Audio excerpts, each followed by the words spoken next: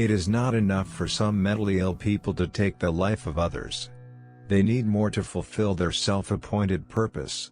These insane creatures are only happy when others are close on their heels. Tonight we're talking about one of the most famous cases of a murderer playing cat and mouse with the police.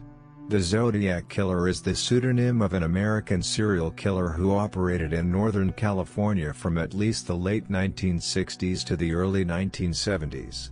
The unidentified killer originated the name in a series of taunting letters and cards sent to the San Francisco Bay Area press.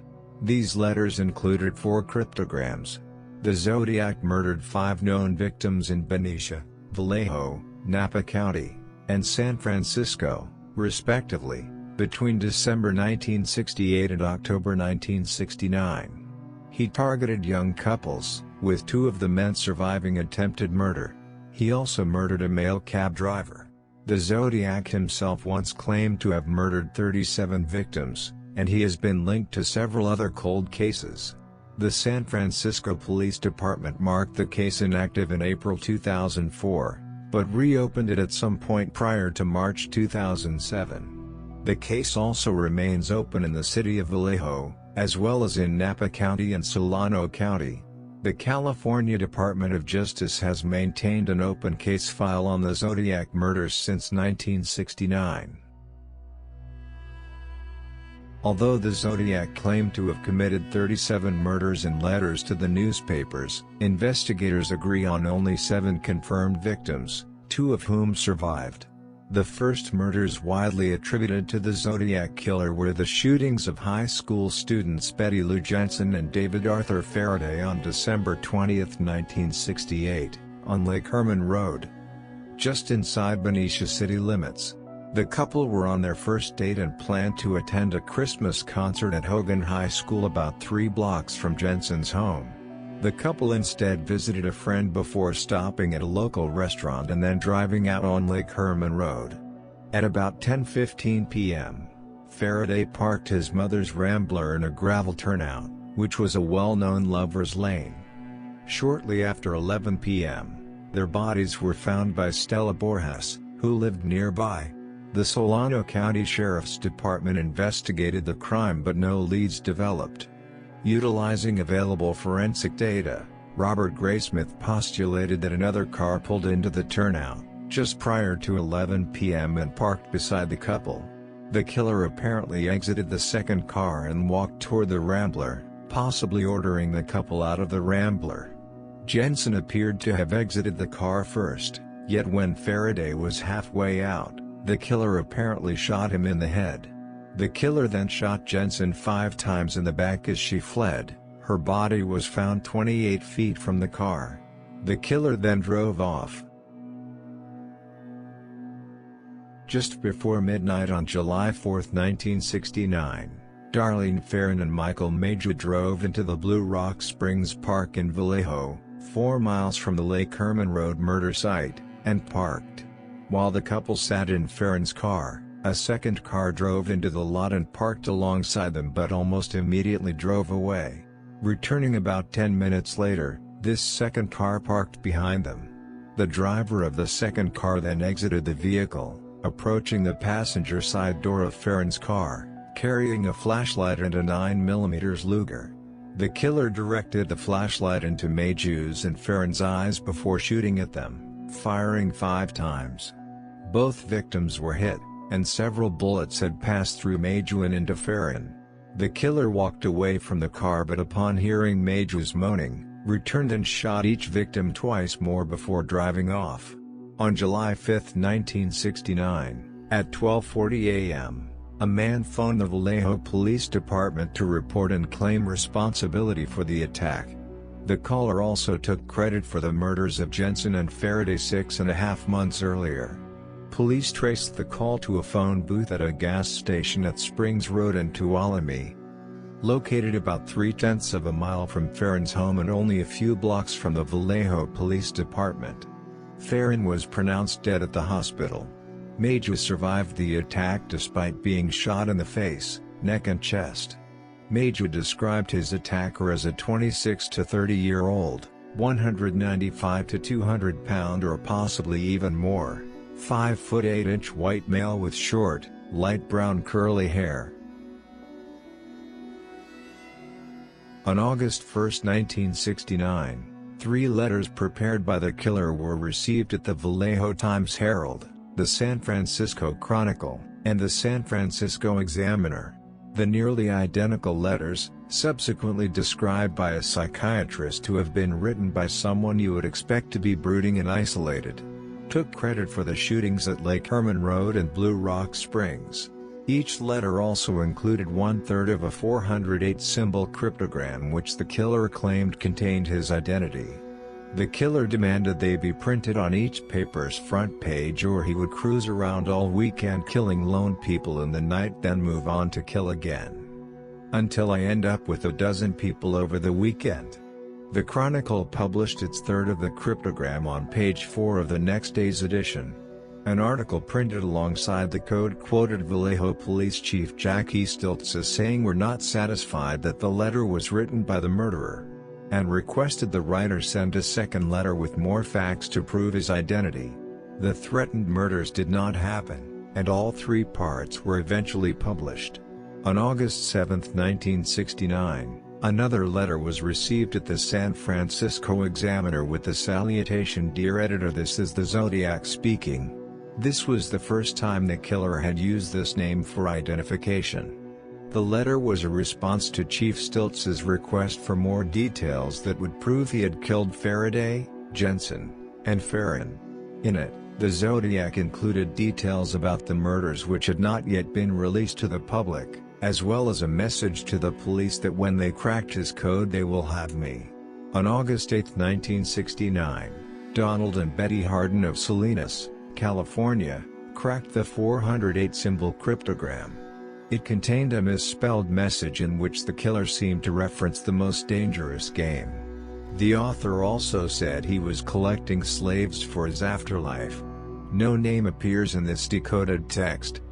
And the killer said that he would not give away his identity because it would slow down or stop his slave collection. On September 27, 1969, Pacific Union College students Brian Hartnell and Cecilia Shepard were picnicking at Lake Berryessa on a small island connected by a sandspit to Twin Oak Ridge. A white man, about 5 feet 11 inches, weighing more than 170 pounds, with combed greasy brown hair, approached them wearing a black executioner's type hood with clip-on sunglasses over the eye holes and a bib-like device on his chest that had a white 3x3-inch cross-circle symbol on it. He approached them with a gun, which Hartnell believed to be a .45. The hooded man claimed to be an escaped convict from a jail with a 2-word name, in either Colorado or Montana. A police officer later inferred he had been referring to a jail in Deer Lodge, Montana, where he had killed a guard and subsequently stolen a car, explaining that he now needed their car and money to go to Mexico, as the vehicle he had been driving was too hot. He had brought pre-cut lengths of plastic clothesline and told Shepard to tie up Hartnell, before he tied her up. The killer checked, and tightened Hartnell's bonds after discovering Shepard had bound Hartnell's hands loosely. Hartnell initially believed this event to be a bizarre robbery, but the man drew a knife and stabbed them both repeatedly, Hartnell suffering 6 and Shepard 10 wounds in the process. The killer then hiked 500 yards back up to Knoxville Road, drew the cross-circle symbol on Hartnell's car door with a black felt-tip pen, and wrote beneath it, Vallejo, December 20, 1968, July 4, 1969, Sept. 27-69 by knife. At 7:40 p.m., the killer called the Napa County Sheriff's Office from a paid telephone to report this latest crime. The caller first stated to the operator that he wished to report a murder, no, a double murder, before stating that he had been the perpetrator of the crime. The phone was found, still off the hook, minutes later at the Napa Car Wash on Main Street in Napa by radio reporter Pat Stanley, only a few blocks from the sheriff's office. Yet 27 miles from the crime scene. Detectives were able to lift a still wet palm print from the telephone but were never able to match it to any suspect. After hearing their screams for help, a man and his son who were fishing in a nearby cove discovered the victims and summoned help by contacting park rangers. Napa County Sheriff's deputies Dave Collins and Ray Land were the first law enforcement officers to arrive at the crime scene. Cecilia Shepard was conscious when Collins arrived, providing him with a detailed description of the attacker. Hartnell and Shepard were taken to Queen of the Valley Hospital in Napa by ambulance. Shepard lapsed into a coma during transport to the hospital and never regained consciousness. She died 2 days later, but Hartnell survived to recount his tale to the press. Napa County Sheriff Detective Ken Narlow, who was assigned to the case from the outset, worked on solving the crime until his retirement from the department in 1987. 2 weeks later, on October 11, 1969, a white male passenger entered the cab driven by Paul Stine at the intersection of Mason and Geary Streets in San Francisco requesting to be taken to Washington and Maple Streets in Presidio Heights. For reasons unknown, Stine drove 1 block past Maple to Cherry Street. The passenger then shot Stine once in the head with a 9mm, took Stine's wallet and car keys, and tore away a section of Stine's blood-stained shirt tail. This passenger was observed by 3 teenagers across the street at 9:55 p.m., who called the police while the crime was in progress. They observed a man wiping the cab down before walking away towards the Presidio, 1 block to the north. 2 blocks from the crime scene, patrol officers Don Falk and Eric Selms, responding to the call, observed a white man walking along the sidewalk east on Jackson Street and stepping onto a stairway leading up to the front yard of one of the homes on the north side of the street. The encounter lasted only 5 to 10 seconds. The Stine murder was initially believed to be a routine robbery that had escalated into homicidal violence. However, on October 13, the San Francisco Chronicle received a new letter from Zodiac which claimed credit for the killing and which contained a torn section of Stine's bloody shirt to prove this fact. On October 14, 1969, the Chronicle received another letter from the Zodiac, this time containing a swatch of Paul Stine's shirt tail as proof he was the killer. It also included a threat about killing schoolchildren on a school bus. To do this, Zodiac wrote, "Just shoot out the front tire and then pick off the kiddies as they come bouncing out." At 2:00 p.m. on October 20, 1969, someone claiming to be the Zodiac called the Oakland Police Department, demanding that one of 2 prominent lawyers, Bailey or Melvin Belly, appear on the talk show AM San Francisco. Bailey was not available, but Belly did appear on the show. The host appealed to the viewers to keep the lines open. Eventually, someone claiming to be the Zodiac called several times and said his name was Sam. Belly arranged a rendezvous to meet this individual in person outside a shop on Mission Street in Daly City, but no one arrived. On November 8, 1969, the Zodiac mailed a card with another cryptogram, consisting of 340 characters. In the decrypted message, the Zodiac refuted being the Sam who spoke on AM San Francisco, explaining that he was not afraid of the gas chamber because it will send me to paradise all the sooner. On November 9, 1969, the Zodiac mailed a 7-page letter stating that 2 policemen stopped and actually spoke with him 3 minutes after he shot Stine. Various authors speculated at the time of the killings that other murders may have been the work of the Zodiac, but none have been confirmed. Zodiac continued to communicate with authorities for the remainder of 1970 via letters and greeting cards to the press. In a letter postmarked April 20, 1970, the Zodiac wrote, "My name is," followed by a 13-character cipher. The Zodiac went on to state that he was not responsible for the recent bombing of a police station in San Francisco. Zodiac sent a greeting card postmarked April 28, 1970, to the Chronicle. Written on the card was, "I hope you enjoy yourselves when I have my blast," followed by the Zodiac's cross circle signature. On the back of the card, the Zodiac threatened to use the bus bomb soon unless the newspaper published the full details, he wrote. He also wanted to start seeing people wearing some nice Zodiac buttons. On October 7, 1970, the Chronicle received a 3x5-inch card signed by the Zodiac with the Zodiac Killer symbol and a small cross reportedly drawn with blood. The card's message was formed by pasting words and letters from an edition of the Chronicle, and 13 holes were punched across the card. Inspectors Armstrong and Toschi agreed it was highly probable the card came from the Zodiac. After he sent more letters to various newspapers and police stations and a few unsolved murders were attributed to him, the Zodiac was not heard from for 3 years.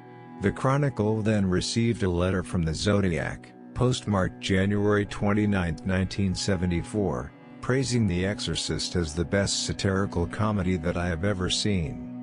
The letter included a snippet of verse from the Mikado and an unusual symbol at the bottom that has remained unexplained by researchers.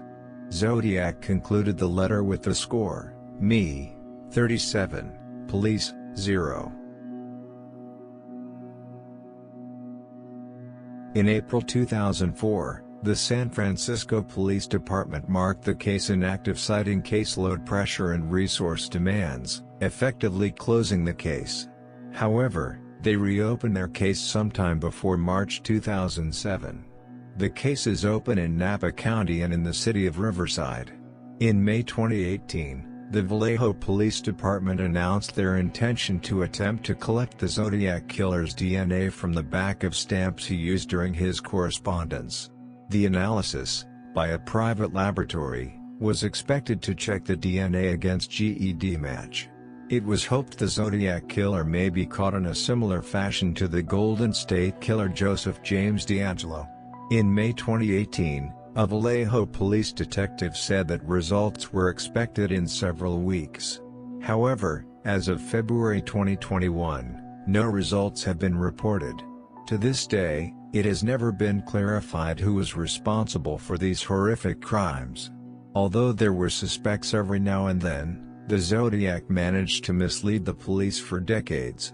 Who knows, maybe he's died by now. Or it could be that he's still alive and hanging out somewhere.